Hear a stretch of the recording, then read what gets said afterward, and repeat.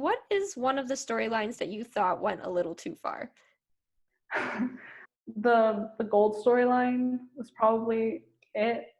It was one of the first things where I was like, am I watching the same show? Because it went so over the top, like especially the part where Marilla and Anne get tied up. And I feel like the mood changed like drastically from then. And I think even season 2, episode 9, something about that episode was so strange to me. Like Anne was screaming so much in that episode, and I didn't really understand why, or like I don't know. It's probably one of my least favorite episodes in the show. I do find that Anne tends to yell more than I expected her to.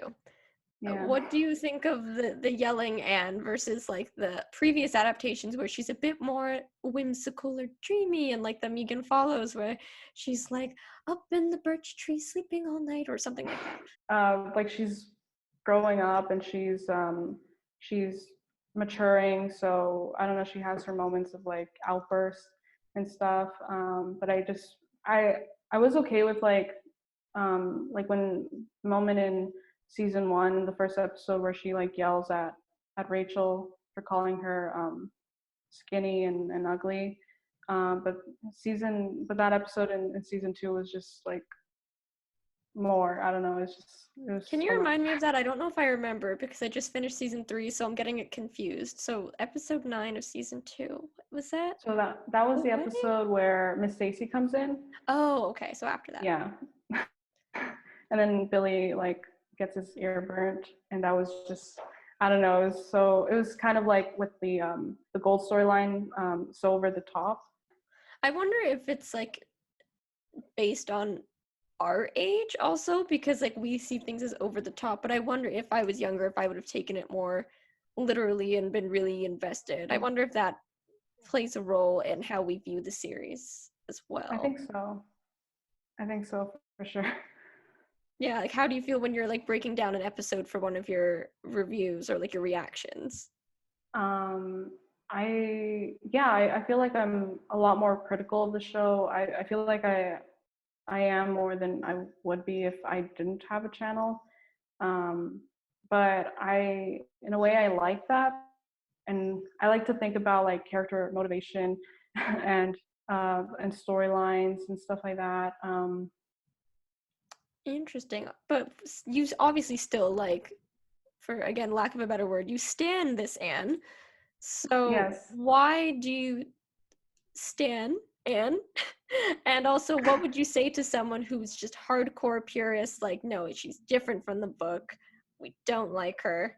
Like my first impression of Amy Beth's portrayal of Anne was, wow, she looks exactly like how I would imagine Anne in my head, like book Anne. So I think that was like the one of the first things that drew me to the show was how like they casted someone that would be exactly like Anne. I know Megan was a few years older than Anne should have been in in the in the in the miniseries or in the book.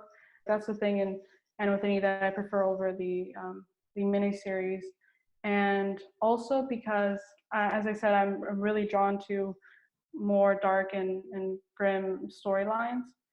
And I think I like that, as I said, that like anything can happen in the show. So like the books are still there for anyone who would rather read them and not watch the show. But I think it's good to like give it a chance just to see if you know if you change your mind. But also I think it's important that because they added the representation in the show, it's important to see how things would have been like really back then, and how like the community of indigenous people and also uh, the like characters such as Cole and Bash, how they would have interacted with Anne. And I think the show does a good job with depicting that. Yeah, it's kind of cool to see one show that has all of it happening like alongside each other as it would have been, instead of just like one portion, which you always see is just like there's one storyline over here about diversity, and so this is like it's all operating at the same time. But I also, you said something at the beginning, you were doing videos for Girl Meets World. Yeah. And I find that a really interesting connection to Anne. Like, is that similar? How did you swing from Girl Meets World to Anne? Do you find any similarities between the two shows? Like both shows are led by like young female characters. And the other thing is, I like since the miniseries of Anne is one of my favorite movies, and it takes place in the 80s. I I love watching 80s movies and shows, and Boy Meets World is like the original show that that Girl Meets World is a continuation of. So I think I like the appeal of bringing something new into this generation and sort of changing it up a bit and modernizing it in a way. I think that's what that's the main connection that I had between like both shows. Yeah, I guess you could say Anne with an E is sort of like a continuation of the 80s series, Yeah. whereas, yeah, that's a super interesting way to look at it. And I also feel like, just to go back to your other question about why Anne with an E works, is like there was this other version that came out just before Anne with an E came out. It was like this PBS version. And I feel like that kind of tried to do what the 80s version did, or tried to like replicate the book as much as possible, but that didn't end up being as popular or as successful as Anne with an E was. And I think that's because of how they took the original story, the source material, and they modernized it, and they added stuff that would be relevant to today's um, generation. Yeah, I guess that's a good point too, because I have seen that version, and they have, I think, Martin Sheen as Matthew, which is a very strange casting choice. Yes. He is a talented man, but as Matthew, I just don't know if it works. I But agree. yeah, and I think they also had a very different target audience. I think that played on YTV, and from what I recall, it's really like for kids. Like you would watch that with your like 10 or younger year old, right? That was my impression, because I tried watching it and thought, even for me, this is a bit juvenile. Yeah, Which, I but I agree. don't feel that way about the 80s version, and I wonder why. Yeah, that's an interesting question. I don't know. I honestly don't know. Yeah, maybe it's like production value, or there's something that felt like it was sort of like a hollow recreation of something that existed in the 80s, versus Right. and with the needs, like it has such a high production value, and like every episode is gorgeous, and the actors are all like top notch. I think I like every single actor. There's not one that I was like, I wish we had a different Gilbert or something. Yeah, I agree. And I think also about the 80s version, I think it also has to do with nostalgia, like the sense of nostalgia. I don't know. Even though I didn't really grow up with the 80s version, I feel it. I don't know why. Well, with this PBS version, I don't really feel that way. Yeah, I wonder if it has to do with even marketing. I know the Sullivan version was like one of the top shows on CBC, so I feel like CBC played it a lot because Mm, it was one of their more successful shows. Whereas like this new, or the YTV one, you have to go looking for it to find it. It's not just there. yeah. So it doesn't build that like, oh, it was just on TV one day on a Sunday afternoon. And I just started watching because I enjoyed it. I was also going to ask you more about the fandom, because I Mm, was taken by surprise when the cancellation was announced. Like I hadn't, like I kind of knew through you that there was a community out there, but I did not know how loud they were until the show was canceled, and I was so pleasantly surprised. I was like, wow, all of these kindred spirits, I had no idea they existed all over the world and are so into the show and into Anne and into the story. And I think it's really cool when anyone's super passionate about anything. So Yeah. yeah, can you like shed some light on like how you discovered the fandom and like what it's like? What is it? Yeah, so when I first started watching the show, it was in like probably June or July of 2017. And at the time, there was more of a community on Instagram than there was on Twitter. And I remember that I think like one of the reasons why the show kind of blew up in the first season was because people were editing Anne and Gilbert together a lot. So I started seeing like edits of Sherbert in on Instagram, and then because there wasn't that much of a community on Twitter or on YouTube, when I started making videos, I started seeing more of people like talking about the show on all like platforms. But then when season 2 came, that like expanded the fandom even more. Like more people started watching the show, and but I couldn't like I couldn't understand how big the fandom was getting. I think until the cancellation, or probably just right before season 3 came out, because I started seeing like the views on my videos increase a lot. But yeah, probably after season 3 was canceled is when I realized how mainstream the show has gotten, and people still talk about it every day. It's crazy. Like every time I go on Twitter, I just see people talking about like the latest news or drama or whatever in the fandom. Yeah, I also saw Um, some posts about some drama, and can you like elaborate on like what is an example of like an event that would happen in An Nation?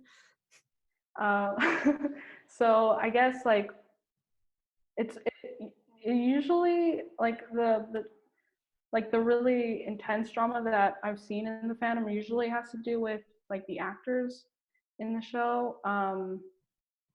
But like one of the most recent examples has to be like the Sullivan lawsuit, and yeah, I think yeah, that's pretty much it. It usually has to do with the actors and like people canceling certain people in the show or whatnot. Yeah, Oh, I I try not imagine to that would get be involved. Yeah, I imagine that would be tough for the actors to like you're getting so much love at the same time, but it's such a fine line. Yeah. I try not to get involved as much, especially when it comes to them, because like to the actors themselves, because I try to um, empathize with them, and like they're so young, so um, I try not to like fuel any drama. I just try to like sometimes it's hard to ignore just because Twitter is so um, like so accessible. There's like you can see anything um, at any moment, so it's hard to like not know. But I try to like mute tweets or like mute people so that I just don't like see what's going on. But with that Yeah. comes a lot of good from the like fandom and An Nation, right? So like what are some Yes. like I know there's voting parties. I have seen voting Mm. parties and that seems pretty cool.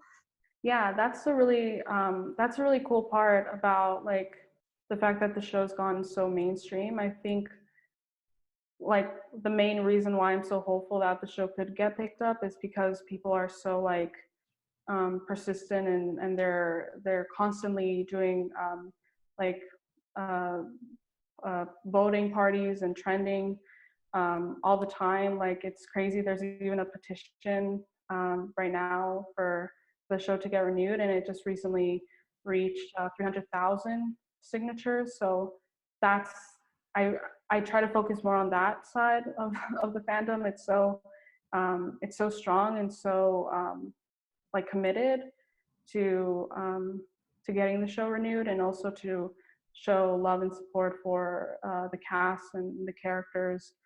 And yeah, And the billboards too, those were pretty cool. yes, that was incredible.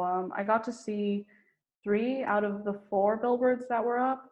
I went like as much as I could just because I knew it was such a special moment, and so many people like supported it and raised money.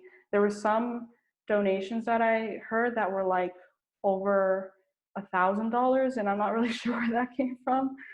Some people think it might have been like Moira or someone from the show, but yeah, that was crazy. But it was so special for the fandom, especially because like I think I noticed in for season 3, like there wasn't that much promotion going on in Toronto. Like there weren't any like billboards or anything in Yonge and Dundas, like there usually is. So having like a whole billboard um, funded by the fans was just really cool and surreal to just see. Yeah. Do you think they knew that season 3 would be the last one, at least with CBC and Netflix? I think I heard there was a podcast that Amy Beth did recently where she kind of talked about that, and she said that some of the actors were contracted for 4 seasons, but some of them weren't, and so season 4 was, I guess, more of an optional thing. And so she said that she felt like she felt very positive about getting a season 4, while a lot of the other cast and crew didn't. So I think most of them kind of knew that this might be the end. But in terms of Netflix and CBC, I think that's kind of hard to say, because I know that like just a few months before the cancellation happened, CBC said that they were like breaking off their partnership with Netflix. So I don't know if that also contributed to the cancellation of the show. Um, but yeah, I'm not really sure about that. Yeah, that's one of the more prominent theories I saw, was that they were ending their partnership. And then I heard about the Sullivan lawsuit, and I thought, another layer. There Yeah. are multiple reasons. But yeah, it's kind of a shame because it's very, like, we have some good Canadian content, but I do think, as you said, it needs to be promoted more locally. I only saw a few of the Anne with an E season 3, like, on bus stops, Yes. so do you think more Same. promotion would have helped generate more interest, or like maybe it's how it's being promoted? I don't know. I think so. I noticed in like during season 2, it was much more like it was promoted so much more than season 3. Uh, like even including like the premiere that happened in season 2, like I think that really generated a lot more interest in the show in Canada than it did in like in season 3, like locally, because there wasn't like a premiere for season 3, and there, as I said, there wasn't like billboards in like Yonge and Dundas or anything like that. Like the way I've noticed how Netflix promotes their like content, like with press junkets and stuff, on YouTube. But with Anne with an E, they never really did that. Like they didn't really get like the whole cast together and do interviews and stuff. And the ones for CBC, I haven't really seen much of those. So I think that also contributed to, um, I guess, like this, um, like not as much interest in the show as other like mainstream shows. I think that Yeah, would have helped. because there was like behind the scenes stuff for season 1. I remember being super excited for that, like generated interest, and you're like, I can't wait for this new version. And I didn't see Yeah, that at all beyond season 1, really. yeah, and also bloopers.